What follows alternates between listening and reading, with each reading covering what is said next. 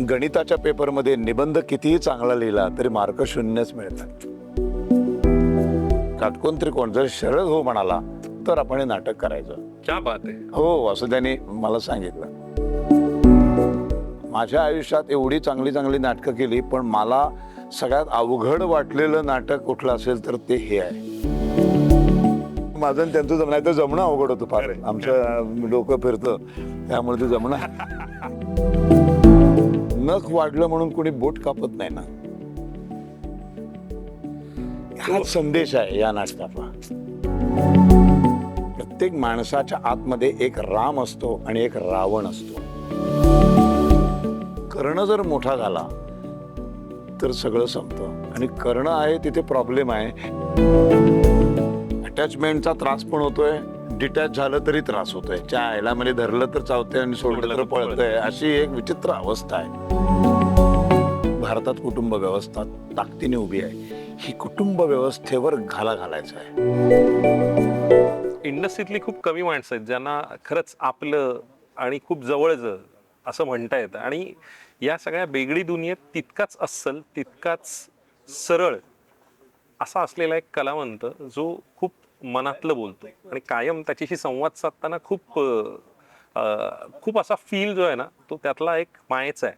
तर मला कायम वाटतं की तो ज्या पद्धतीचं राजकीय त्याची भूमिका आहे, वैचारिक भूमिका आहे, ते अधिष्ठान आहे, त्या सगळ्याच्या पलीकडे जाऊन ना त्यातलं माणूस पण तो कलावंत असताना कायम जपलं जातं. त्यातला निरक्षीर विवेक हा त्याच्याकडे कायम वेगळ्या पद्धतीने बघणारा आहे. तर मला असं वाटतं की जाणून घेऊया शरद पोंक्षेंकडून, कारण इतक्या वेगवेगळ्या टप्प्यानंतर खरं तर त्यांच्या आयुष्यातला नेमका काटकोन त्रिकोण आत्ता काय घेऊन येतंय. खूप खूप स्वागत आहे तुमचं. धन्यवाद धन्यवाद धन्यवाद. काटकोन त्रिकोण खरं सांगू का, मी नवीन लिहिलेलं फ्रेश असं नाटक करायचं असं मी गेले काही वर्ष ठरवलं आहे. पण मला जी 7-8 नाटकं माझ्याकडे आली, विषय चांगले असतात पण मांडणीमध्ये गडबड होते. नाटक म्हणून कसं असायला पाहिजे, नाटकाचं एक क्राफ्ट असतो, नाटकाचं एक भाषा असते.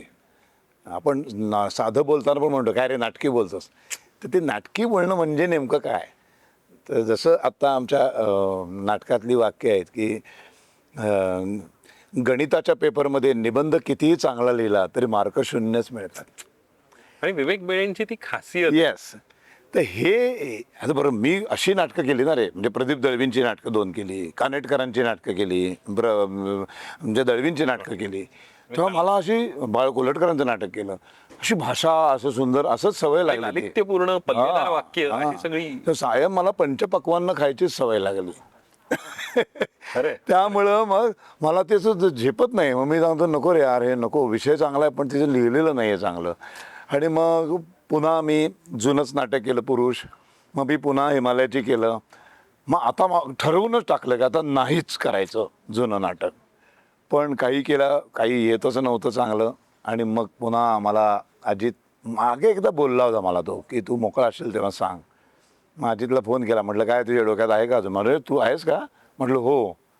मी रिकाम आहे आता माझ्याकडं काही सिनेमा नाही आहे, मालिकेमध्ये पण 4 दिवस फक्त लागतात, त्यामुळं तसा रिकाम आहे मी. आणि जर पावसाळ्यामध्ये म्हटलं व्याख्यानं वगैरे एवढी होत नाही, जाहीर कार्यक्रम, तर करूया का, आता मी रिकाम आहे तर मस्त तालमीला वेळ देता येईल, तुम्हाला काय एका पायावर तयार आहे. म्हणलं विवेक आणि मी आम्ही ठरवलेलंच होतं की काटकोन त्रिकोण जर शरद हो म्हणाला तर आपण हे नाटक करायचं. क्या बात आहे. हो असं त्यांनी मला सांगितलं. म्हटलं यस, वाचायला स्क्रिप्ट पाठव. मग त्यांनी स्क्रिप्ट पाठवली. मग त्याची 2-3 त्यांनी ग्राफ्ट. आत्ताचा जो काळ बदलला आहे सगळा, मोबाईल आणि सगळं जनरेशन, ह्याप्रमाणे त्यांनी काही त्याच्यात बदल केलेत, पण ते अप्रतिम बदल केलेत नाटकामध्ये. आणि मग ते जे स्क्रिप्ट आलं, म्हटलं चला सुरू करूया.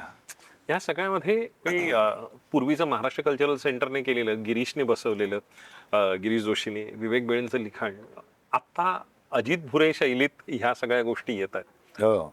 तुमचं आणि अजित भुरेंचं असणारं एक वेगळं नातं आहे आणि त्या सगळ्याला त्याची एक शैली आहे. एक तर अजितची माझी मैत्रीच खूप 25-30 वर्षांपासूनची मैत्री आहे. आणि अत्यंत चांगला, म्हणजे ह्या इंडस्ट्री, या खोट्या जगामध्ये खूप कमी माणसं आहेत जी खरी आहेत, जी चांगली आहेत. त्यातला एक माणूस म्हणजे अजित आहे. त्यामुळे त्याच्याबरोबर नाटक करायचं होतं. तो उत्तम प्रोड्युसर म्हणून पण तो जे काही नाटक, सिनेमा, कार्यक्रम करतो त्याच्याबरोबर काम करायचं होतं. ती संधी येत नव्हती. तर ती संधी चालून आली. त्यामुळं अजित करतोय म्हटलं नाही म्हणतो मला. आणि त्याने अतिशय प्रामाणिकपणे विचारलं की मी दिग्दर्शक म्हणून चालेल का आपण दुसरा घेऊया. तर म्हटलं अरे वेळाच काय तू, करूया ना, काय नाही, मी पण आहे आणि सोबत काय वाटलं तर मला जे सुचेल ते मी सांगत जाईन. आणि मग अजित म्हणाला की आपण करत जाऊ, सीन घडत राहू. म्हटलं आपण तालमी मजबूत करायच्या, नाटकाचा शुभारंभाची घाई करायची नाही. तेव्हा 6 जूनला आम्ही तालीमीला सुरुवात केली. बापरे, मग तब्बल 2 महिने. पाहिजे जवळजवळ. आता रोज रोज तालीम होत नाही, पण निदान 40 दिवस तरी आम्ही तालमी झाल्यात. 40 ते 45 दिवस. आणि रंगीत तालमी आमच्या जवळजवळ 5-6 दिवस चालू आहेत. त्यामुळं त्यांनी जो वेळ पाहिजे अशा नाटकांना, माझ्या आयुष्यात एवढी चांगली चांगली नाटकं केली, पण मला सगळ्यात अवघड वाटलेलं नाटक कुठलं असेल तर ते हे आहे. हो, ह्याच्यामध्ये ना सगळी मानसिक खेळ आहे सगळा. Absolutely. नात्यांमधलं पॉलिटिक्स आहे. आणि डायनामिक्स जी बदलत आहे, हा, सतत आणि त्याच्यात बदलणारी परत 2 रोल आहेत. असा जातो, दुसरा येतो, तो जातो, परत पहिला येतो. बरं, ते बदलण्यासाठी गेटअपचा वापर नाही. नाहीये, कारण फक्त एक चष्मा आहे का एक ते चष्मा device म्हणून. आहे बस, एक जस्ट चष्मा, आणि चष्मा काढतो, ह्याच्या पलीकडे काहीच नाही. ॲटिट्यूडच बदलायचा आणि तो रोल करायचा. आणि लोकांना वाटलं पाहिजे हा दुसरा माणूस आलाय, येणार मीच, काही न बदलता. ही त्याच्यातली चॅलेंजिंग आहे. आणि त्यामुळं एक इन्व्हेस्टिगेशन आहे, ह्याच्यात एक सस्पेन्स आहे, थ्रिलर आहे. त्यामुळे फारच वेगळं नाटक. कारण पिढ्यांमधलं अंतर, सायमल्टेनियसली बदलणारी नातेसंबंध, आणि त्यातला हो. अंडरकरंट वेगळा. आणि विवेक बेळेच्या अरे लिखाणाबद्दल अरे तू अरे, बोलावं फार असं फार मला फार वाटतं. अप्रतिम. म्हणजे विवेक बेळेचं लिखाण मी याच्या आधी त्याची सगळी नाटकं बघितली आहेत. मी त्याला नेहमी भेटलं की म्हणतो अरे माझ्यासाठी काहीतरी लिही ना नाटक. तर ते काही काही काळ वेळ असते, ती योग्य वेळ योग आल्याशिवाय ते होत नाही. आणि मग तो म्हणाला आता हे करशील का, म्हटलं करायचं, प्रश्नच नाही. म्हणून मी पुन्हा एकदा जुनं नाटक करायला घेतलं. आणि काय मजा येते रे, काय आहे यार वाक्य. धमाल येते. यात सुयश आहे, प्रियांका आहे, कशा पद्धतीचं इक्वेशन तुला या सगळ्यामध्ये वाटतं? आणि आत्ताची पिढी, कारण त्यातला एक अंतर आहे. आणि तुझे स्विच ऑन स्विच ऑफ जे आहेत त्यामधलं तुझं वर्किंग कशा पद्धतीचं आहे? कारण एक लिनियर असणं आणि स्विच ऑन स्विच ऑफ असणं. नाही, ती एकतर 20 वर्षांचा आमच्यात फरक आहे. म्हणजे जवळजवळ 2 पिढ्या मागची आहेत दोघंही पोरं. पण ती पोरं फार सिन्सिअर आहेत दोघंही, अतिशय सिन्सिअर आहेत. म्हणजे सुयश छान काम करतोच, त्याचा अभ्यास दिसून येतो, नाटकाचा वाचन सतत करत असतो तो, त्याच्यात मग्न असतो तो. तसंच प्रियांका पण मालिकांमध्ये काम करून ती आलेली आहे. पण इतकं डेडिकेटली, तिला कधी सांगितलं की हे वाक्य असं नको बोलू, की ती लगेच, तिचं ग्रास्पिंग खूप छान आहे की ते पुढच्याला एक्झॅक्ट मी सांगितलं तसंच ती बोलणार. हे दोघंही पोरं कुठे हवा गेलेली नाही आहेत. टिपिकल आत्ता जे एखाद्या मालिकेत पोस्टर लागलं की लगेच स्टार बनतात तशी नाही आहेत. त्यामुळं माझं आणि त्यांचं जमणं, तर जमणं अवघड होतं फार. आमचं डोकं फिरतं, त्यामुळे ते जमणं. पण या सगळ्यात म्हणजे ओव्हरऑल आत्ताचे बदललेले नातेसंबंध आणि जगण्यातला एक पेस वेगळ्या पद्धतीचा आलाय, आणि डायनामिक्स जे नात्यातले बदललेत हे दाखवताना, कारण आतापर्यंत केलेली नाटकं खूप पल्लेदार वाक्यांची, त्याला असणारं एक सौष्ठव आहे भाषेत. बरोबर. पण हे तितकंच कंटेम्पररी आहे, रिलेटेबल आहे बरोबर. आणि रिलेव्हंट आहे. आणि ते काही काळानंतरही पुन्हा नव्याने येत असताना ते तितकंच समकालीन वाटतं. ही त्यातली गंमत आहे, ही विवेक बेळेच्या लिखाणाची गंमत आहे. ह्या सगळ्याकडे तू कशा अर्थ? काय असं ह्या म्हणजे कसं असतं ना, एक कुटुंब असतं, त्या कुटुंबामध्ये खलनायक कोणीच नसतं. पण आपल्याला कितीतरी वेळेला ना आपल्या घरातल्याच एखाद्या व्यक्तीचा वागण्याचा आपल्याला त्रास होत असतो. एक फार सुंदर वाक्य आहे, नख वाढलं म्हणून कोणी बोट कापत नाही ना.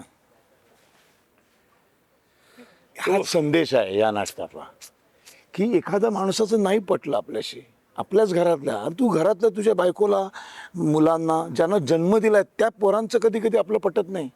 ती मुलं आपल्याला सांगतात बाबा हे नाही पटत तुमचं. अशा वेळेला काय करायचं? म्हणजे काय दुश्मन असतो का आपण? नसतो. पण एखाद्या गोष्टीचा त्रास जर वारंवार व्हायला लागला तर माणसं कशी बदलू शकतात. प्रत्येक माणसाच्या आतमध्ये एक राम असतो आणि एक रावण असतो. प्रत्येक माणसाच्या आतमध्ये असतो. त्याच्यावर जे झालेले संस्कार असतात त्यातनं तो रामाला बाहेर काढतो का रावणाला बाहेर काढतो, याच्यावर सगळी ठरतं सगळं. जन्मजात कोणीही जन्माला येताना कोणी खलनायक नसतो. खरंय.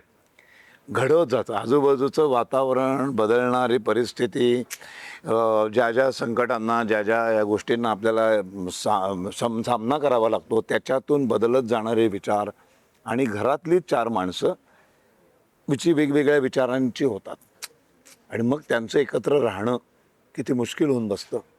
आणि मग हे एकत्र राहायला पाहिजे का ह्याने वेगळं राहायला पाहिजे, ह्याचे फायदे तोटे, ह्याच्यावर फार म्हटलं ना, नात्यांमधलं राजकारण जे दिसत नाही पण ते असतं चालू. जाणीवपूर्वक ह्यातला खलनायक कोणीच नाही आहे, सगळे चांगलेच आहेत.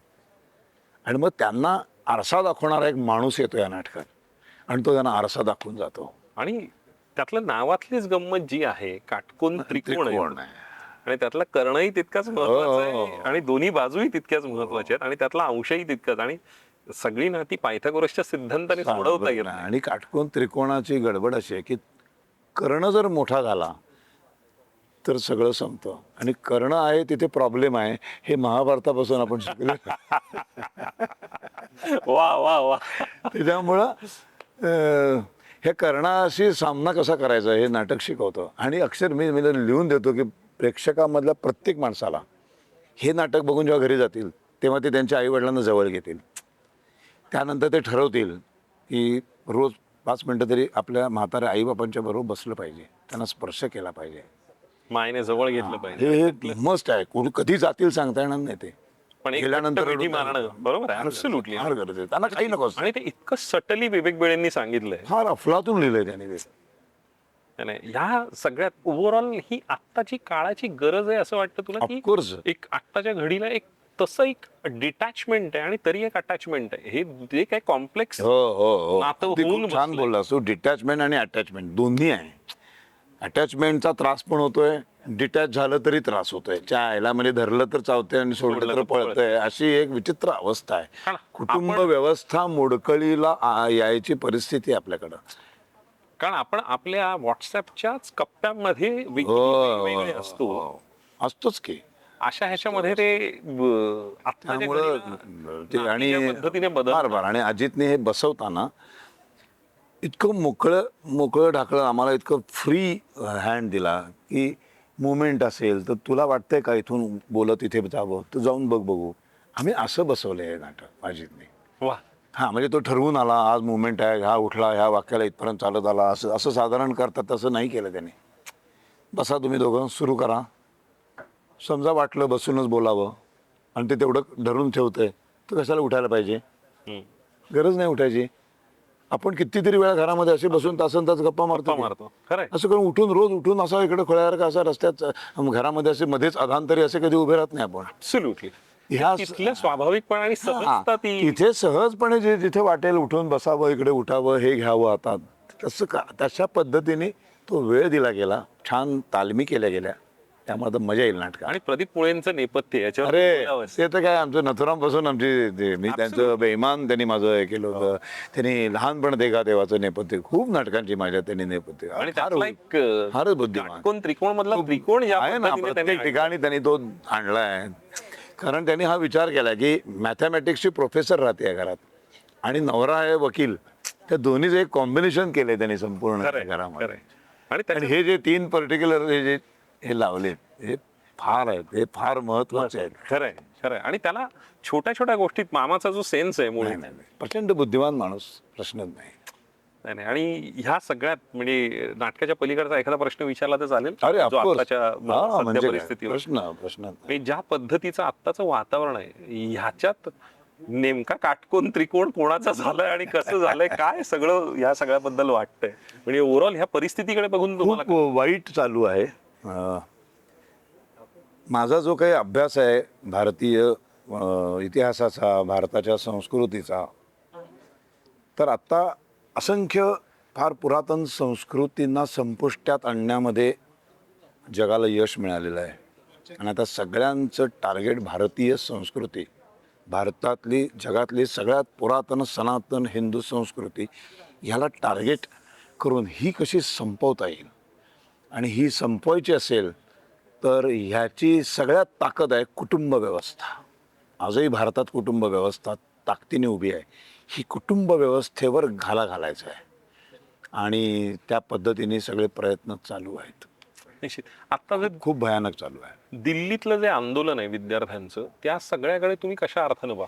मला खूप लोकांनी विचारलं की तू त्याच्यात का सहभागी झाला नाहीस. म्हटलं मी 100% सहभागी झालो असतो जर ते फक्त विद्यार्थ्यांचं आणि फक्त नीट परीक्षा किंवा कुठल्याही परीक्षांचे पेपर लीक होणं एवढ्या मुद्द्यापुरतंच जर ते मर्यादित राहिलं असतं तर मी तिथे तुम्हाला दिसलो असतो.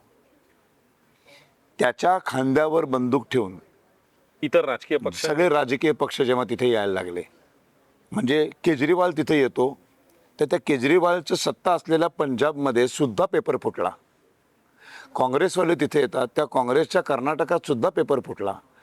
तुम्ही मागणी करताना पेपर फुटलेल्या राज्यातल्या प्रत्येक शिक्षण मंत्र्याचा राजीनामा मागायला पाहिजे. तुम्ही सिलेक्टिव्हली फक्त धर्मेंद्र प्रधानचा मागितलात.